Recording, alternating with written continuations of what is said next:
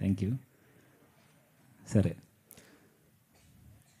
నా ప్రశ్న ఏంటంటే అన్న, ఈరోజు క్రైస్తవ్యంలో కొన్ని శాఖలుగా విడిపోయినప్పుడు ఈ శాఖల్లో నుండి కొంతమంది ప్రకటిస్తున్నది ఏంటంటే,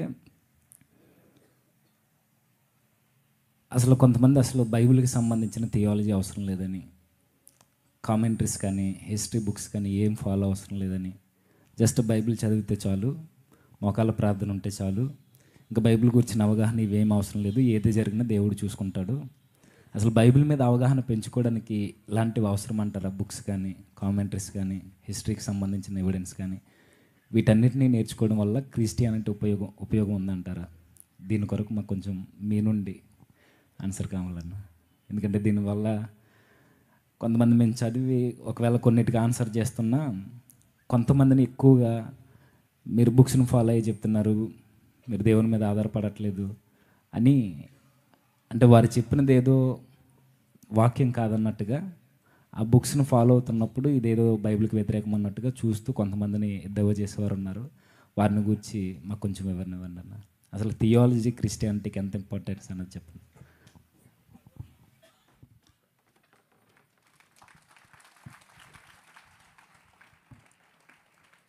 ప్రేమైనటువంటి చేరి వచ్చిన అందరికీ కూడా ప్రభువైన యేసుక్రీస్తు నామములో శుభములు, కృతజ్ఞతలు, ధన్యవాదాలు. హల్లెలూయా, ఆమెన్, ప్రైజ్ ది లార్డ్, నమస్తే, ఇంకా అన్ని మీరు యాడ్ చేసుకోండి. Okay, right. ఇకపోతే అడిగిన ప్రశ్న అడగటానికి కూడా అభ్యాసం అవసరం. ఈ ప్రశ్న ఏదైతే అడిగారో దానికి కూడా అభ్యాసం అవసరం. అభ్యాసం లేదా చదువు, లేకపోతే చదువుకోవటం, ఒక కేవలము బైబిల్ మాత్రమే చదవాలి అని అంటే, ఉదాహరణకు కొరింథీ ఎక్కడుంది? కొరింథీ అంటే అదేదో ఇంటి పేరు అనుకుంటారు కొంతమంది, లేకపోతే సంఘం పేరు అనుకుంటారు. అలా కాదు. కొరింథీ అనేది ఒక ద్వీపం. ఆ ద్వీపం ఎక్కడుంది? ఆ ద్వీపంలో ఉన్నటువంటి ఆ ద్వీపానికి రాజెవరు? ఇవన్నీ తెలియాలి అని అంటే హిస్టారికల్ బ్యాక్గ్రౌండ్ అవసరం.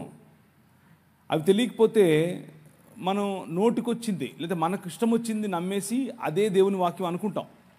అలా ఉండకూడదు. హిస్టారికల్గా అంటే దేవుని వాక్యము ఏ హిస్టరీలో ఎప్పుడు ఎలా రాశారు, ఎవరు రాశారు, ఎందుకు రాశారు అనేది చదవటం, దాని వెనుకున్నటువంటి బ్యాక్గ్రౌండ్ అర్థం చేసుకోవడం చాలా ముఖ్యం. అలా అర్థం చేసుకోకపోతే పెడర్థాలు వస్తాయి. మధ్యధరా సముద్రం ఏంటి, మధ్యధరా సముద్రం చుట్టుపక్కల ఉన్నటువంటి ద్వీపాలు ఏమిటి, ఆ మధ్యధరా సముద్రంలో ఎలాంటి సంస్కృతి ఉండేది, ఆ సంస్కృతిలో ఏం తిన్నారు, ఎలా తిరిగారు, ఏం చేశారు, ఏ సంస్కృతుల్లో ఏ మతాలు ఉండేవి, ఇవన్నీ తెలుసుకోవాలి. దానికి కొన్ని పుస్తకాలు చదవాలి. పుస్తకాలు చదవటం మంచిది, తప్పు కాదు. అవి చదవకుండా కేవలం నాకు బైబిల్ తెలుసు, బైబిల్లో ఉన్నటువంటివే చదువుతాను అని అంటే పెడర్థాలు తీయటం తప్ప దానివల్ల సాధించేది ఏమీ లేదు. పెడర్థాలే వస్తాయి. పెడర్థాలంటే ఏంటి? మనకు తెలియని వాటిని తెలిసినట్లుగా చెప్పడం.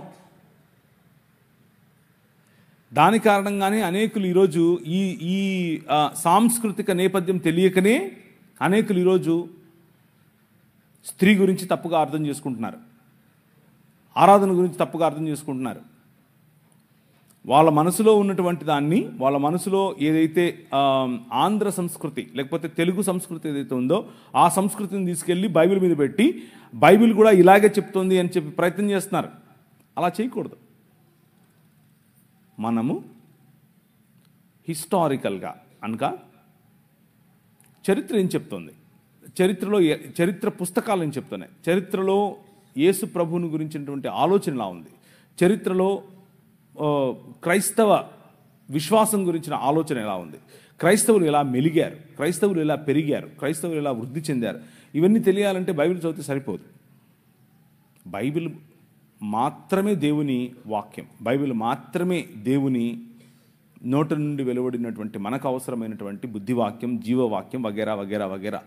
కానీ దానిని అర్థం చేసుకోవటానికి, దానిని సంపూర్ణ వివరణ మనం అర్థం చేసుకోవటానికి చరిత్ర అవసరం.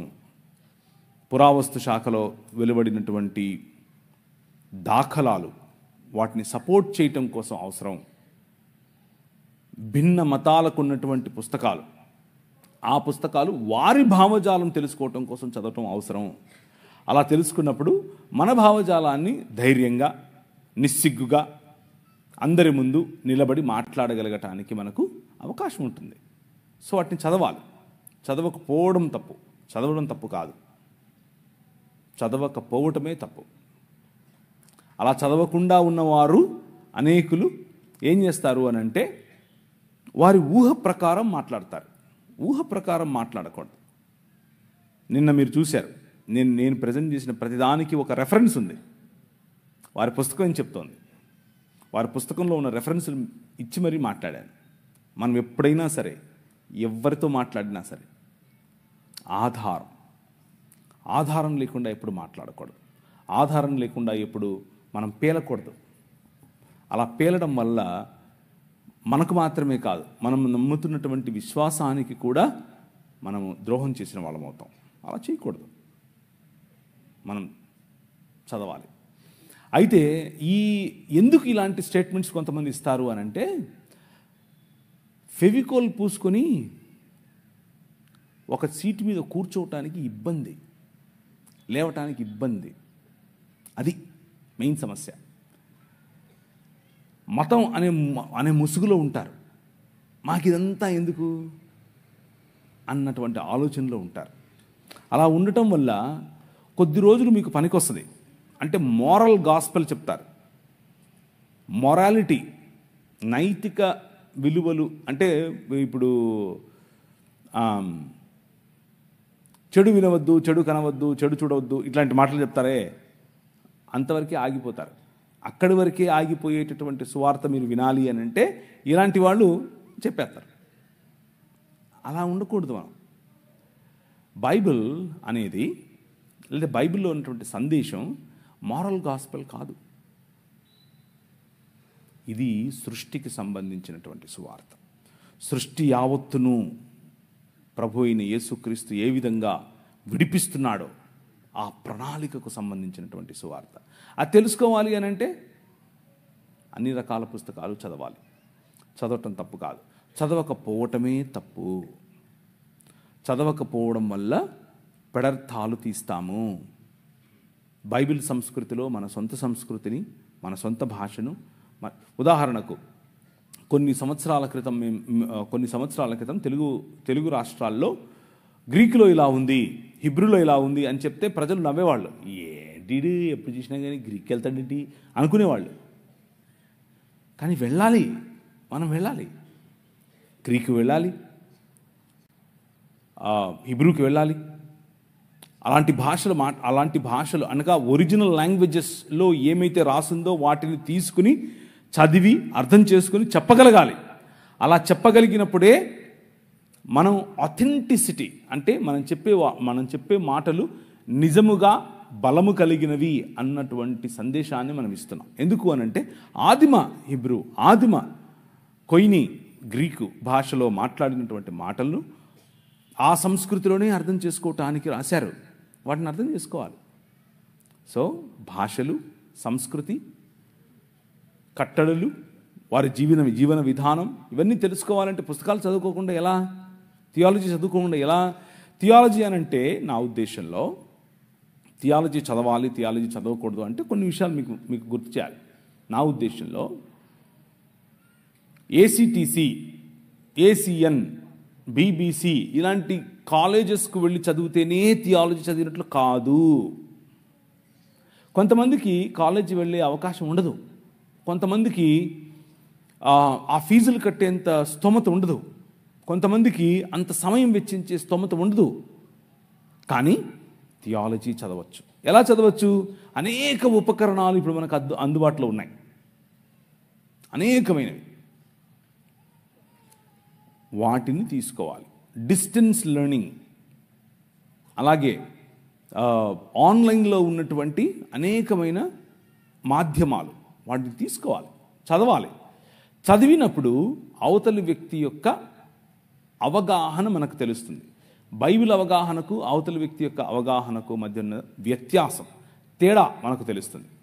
తేడా తెలిసినప్పుడు మాట్లాడగలం. తేడా తెలిసినప్పుడు మీ ఉద్దేశాలను సజావుగా అందరికీ అర్థమయ్యే విధంగా పంచుకోవటానికి అవకాశం ఉంటుంది.